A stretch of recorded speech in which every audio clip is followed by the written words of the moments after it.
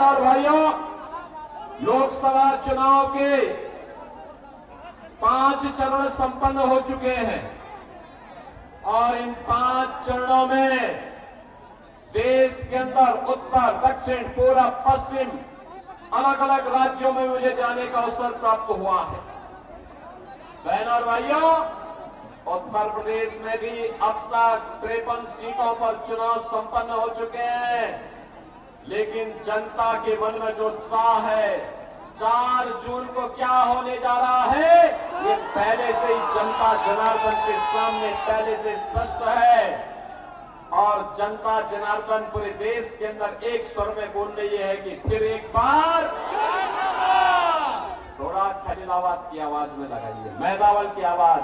मैदावल की आवाज ऐसी गूंजती थी, अच्छे अच्छे लोग थर्रा जाते थे जब हम लोग यहाँ कार्यक्रम करते थे।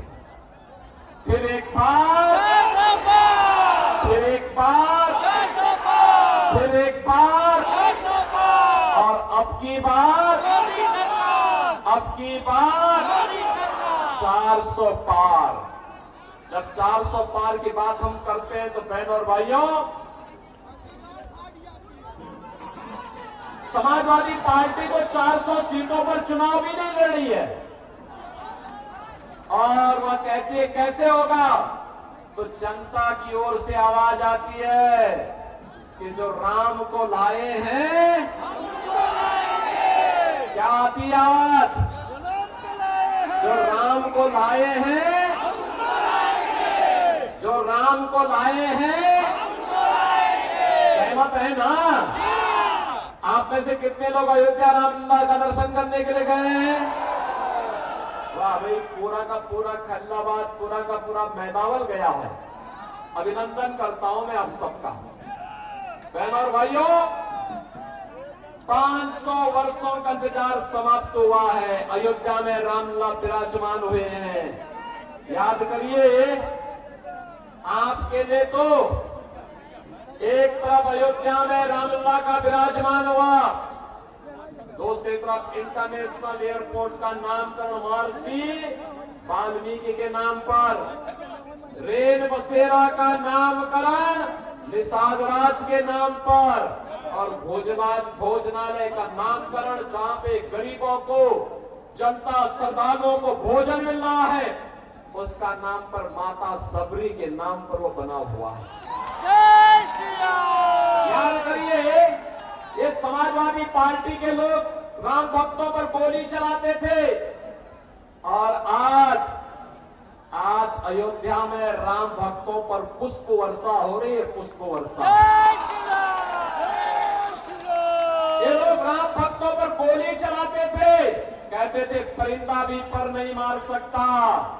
और बहनों और भाइयों, आज अयोध्या धाम में भक्तों की आवभगत होती है, राम भक्तों की आवभगत होती है और अयोध्या को एक बार फिर से त्रेता युग का गौरव दिलाने का काम कर दिया गया है।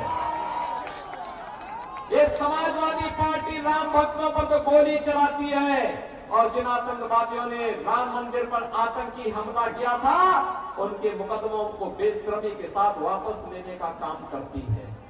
और इसीलिए आज मैं आपके पास आया हूं कि बहनों और भाइयों, आज जो एक परिवर्तन आया है कि राम मंदिर भी बनेगा, काशी में काशी विश्वनाथ धाम भी बनेगा, और साथ साथ आज जो एक परिवर्तन देश के अंदर आपको देखने को मिल रहा है कि दुनिया के अंदर सम्मान बढ़ा है, देश की सीमाएं सुरक्षित हुई हैं, आतंकवाद और नक्सलवाद का खात्मा हुआ है और विकास के बड़े बड़े कार्य हो रहे हैं। हाईवे, रेलवे,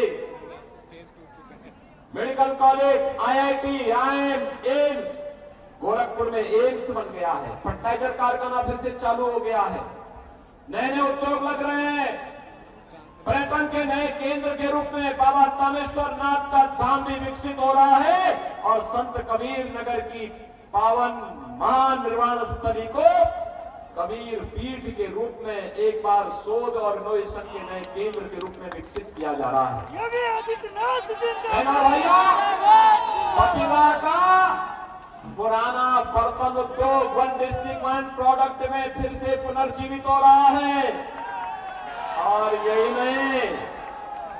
नहीं, आज तो विकास के साथ साथ गरीब कल्याणकारी योजनाएं, याद करिए समाजवादी पार्टी के समय में लोग भूख से मरते थे, दवा के भाव में दम तोड़ते थे, किसान आत्महत्या करता था, नौजवान पलायन करता था, बेटी और व्यापारी की सुरक्षा खतरे में थी। सुबह की शुरुआत एक घोटाले से होती थी और सायंकाल आते आते किसी आतंकी वारदात या किसी वारदात की समाचार हमें देखने को मिलते थे। आज 80 करोड़ लोगों को मोदी जी के नेतृत्व में फ्री में राशन की सुविधा का लाभ प्राप्त हो रहा है। 80 करोड़ लोग फ्री में राशन 4 वर्ष से प्राप्त कर रहे हैं। मोदी जी ने कहा है अगले 5 वर्ष तक लगातार जारी रहेगा। बहनों और भाइयों, जो लोग आज पाकिस्तान का राग अलापते हैं, मैं उनसे कहना चाहता हूं कि पाकिस्तान के अंदर 23 करोड़ लोगों का पेट नहीं भर पा रहा है वहां की सरकार। वहां पे 1 किलो आटा के लिए कैसे छीना झपटी होती है, जैसे मोहल्ले के अंदर कुछ जीव रोटी के टुकड़े के लिए आपसी छीना झपटी करते, ये स्थिति आज पाकिस्तान के अंदर आप देखने को मिल सकता है। और इसीलिए मैं कह रहा हूं, जो लोग पाकिस्तान का राग अलाप रहे हैं, वे कृपया पाकिस्तान जाएं। पाकिस्तान में भीख मांगने के लिए उनको मौका जरूर मिल जाएगा। वहां उनको भीख भी नहीं मिलने वाली है। 60 करोड़ लोग 5 लाख रुपए की आयुष्मान भारत की सुविधा प्राप्त कर रहे हैं। गरीब के लिए जनधन अकाउंट खुल गया है। पेंशन से लेकर के सरकार का मुआवजा या कोई भी आपदा का राहत का पैसा सीधे आपके अकाउंट में आ रहा है। बीच में कमीशन खोरी बंद। 12 करोड़ किसानों को किसान सम्मान निधि देश के अंदर मिल गया। 12 करोड़ गरीबों के घर में शौचालय बन गए। 10 करोड़ गरीबों के घर में उज्ज्वला योजना के कनेक्शन आ गए। और हमने यूपी में तो व्यवस्था की होली और दीपावली में एक भरा हुआ सिलेंडर इन घरों तक पहुंचाने का काम करेंगे। यह हमने पिछले वर्ष में जारी कर दिया है। बहनों और भाइयों, 4 करोड़ गरीबों के मकान बन गए ना 4 करोड़ गरीबों के मकान। और मोदी जी ने कहा है कि तीसरी बार सरकार बनेगी तो 70 वर्ष से ऊपर के हर एक व्यक्ति को हर वर्ष 5 लाख रुपए की स्वास्थ्य का सुविधा उपलब्ध करवाएंगे। कितने गरीब बचे जिनके पास मकान नहीं है, इस बार अगले 5 वर्ष के दौरान उन सबके मकान भी बन जाएंगे। बहनों और भाइयों, अब आतंकवादी घटनाएं नहीं घटित होती है। पहले आतंकवादी घटनाएं जब कांग्रेस और समाजवादी पार्टी की सरकार थी, आतंकवादी घटना होती थी, हम लोग कहते थे आतंकवाद से निपटो, ये कहते थे आतंकवादी सीमा पार के हैं। और आज तो पटाखा भी थोड़ा जोर से फट जाए ना तो पाकिस्तान सबसे पहले सफाई देता, कहता मेरा हाथ नहीं है। उसे मालूम है अगर समय से सफाई नहीं दी तो ये नया भारत है। मोदी जी के नेतृत्व में सुरक्षा भी करता है, समृद्धि भी देता है। और अगर पहले तो छेड़ते नहीं किसी को, लेकिन अगर कोई छेड़ेगा तो उसको छोड़ते भी नहीं है। बहनों और भाइयों, एक तरफ इतना कार्य मोदी जी के चमत्कारिक नेतृत्व में भारत के अंदर सुरक्षा भी, सम्मान भी, विकास भी, गरीब कल्याण भी और आस्था को भी सम्मान देने का काम। अयोध्या में रामलला विराजमान हो गए। कांग्रेस और समाजवादी पार्टी के लिए जो संभव था, आज मोदी जी के नेतृत्व में वह संभव हो पाया है। बहनों और भाइयों, यही नहीं, श्रृंगवेरपुर में निषाद राज का भी हम लोगों ने भगवान राम के साथ गले से मिलती हुई भव्य प्रतिमा की स्थापना करवाई है।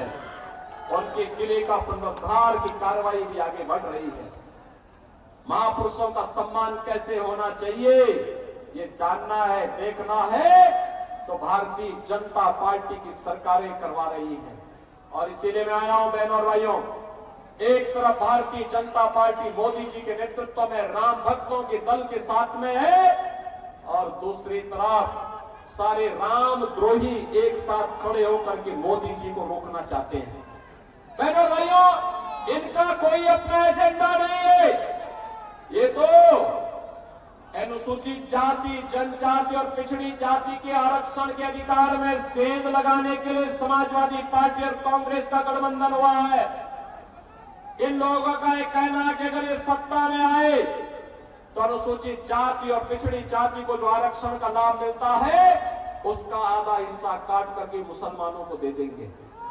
क्या आप इसको स्वीकार करेंगे? क्या आपका अधिकार कोई छीन करके किसी और को दे दे, क्या आप इसको स्वीकार करेंगे? क्या बहनों और भाइयों, बाबा साहब भीमराव अम्बेडकर ने भी कहा था कि भारत के अंदर धर्म के आधार पर आरक्षण नहीं हो सकता। यह आरक्षण अनुसूचित जाति, अनुसूचित जनजाति और पिछड़ी जाति को संविधान के द्वारा जो दिया गया है यही मिलता रहेगा। लेकिन अगर कोई मुसलमान चाहेगा कि उसको आरक्षण अलग से मिले, राहुल गांधी का बयान, अखिलेश यादव का बयान, इन सब के बयान अगर आप पढ़ेंगे, ये सारे बयान बताते हैं कि इनकी मंशा आपके लिए अच्छी नहीं है। दूसरा बहनों और भाइयों, ये क्या कहते हैं? कहते हैं सत्ता में आएंगे विरासत टैक्स लगाएंगे। ये विरासत टैक्स आप जानते हैं क्या है? बहनों और भाइयों, ये विरासत टैक्स से आपके बाप दादों ने जो संपत्ति बनाई होगी, आपका खेत होगा, आपका खलिहान होगा, आपके खेत होंगे, आपके घर होगा, आपका गाय होगी, आपकी भैंस होगी, आपके घर में जेवर होगा, आपके पास पैसा होगा, उसमें आधा टैक्स लगा करके आधी संपत्ति ये लोग हड़पने का काम करेंगे। बहनों और भाइयों, एक खतरनाक मंशा के साथ समाजवादी पार्टी और कांग्रेस का गठबंधन हुआ है। हमें इनके गठबंधन को सफल नहीं होने देना है और इसीलिए मैं आया हूं। ये विरासत टैक्स औरंगजेब का जजिया कर है। औरंगजेब मुगलों का सबसे क्रूर बादशाह हुआ। कोई मुसलमान भी अपने पुत्र का नाम औरंगजेब नहीं रखता, क्योंकि औरंगजेब ने पहले अपने भाई की हत्या की, फिर अपने बाप को भी उसने तड़पा करके मारा था। बहनों और भाइयों, कोई मुसलमान भी अपने पुत्र का नाम औरंगजेब नहीं रखता। लेकिन आज औरंगजेब की आत्मा कांग्रेस और समाजवादी पार्टी के अंदर घुस चुकी है, इसीलिए वह विरासत टैक्स की बात करती है। हमें इनकी मंशा को सफल नहीं होने देना है और इसीलिए मैं आया हूं। भारतीय जनता पार्टी ने इंजीनियर प्रवीण निषाद को फिर से आपके सामने प्रत्याशी बना करके उतारा है। बहनों और भाइयों, आप मोदी जी को तीसरा कार्यकाल देंगे? मोदी जी तीसरी बार आएंगे, प्रधानमंत्री बनेंगे ना? आप सहमत हैं? सभी लोग सहमत हैं? इसके लिए यहां इस सीट को जिताना होगा, प्रवीण निषाद को चुनाव जिताना होगा। जिताएंगे? चुनाव जिताएंगे? सभी लोग सहमत हैं? सभी लोग जिताएंगे? सभी सहमत हैं?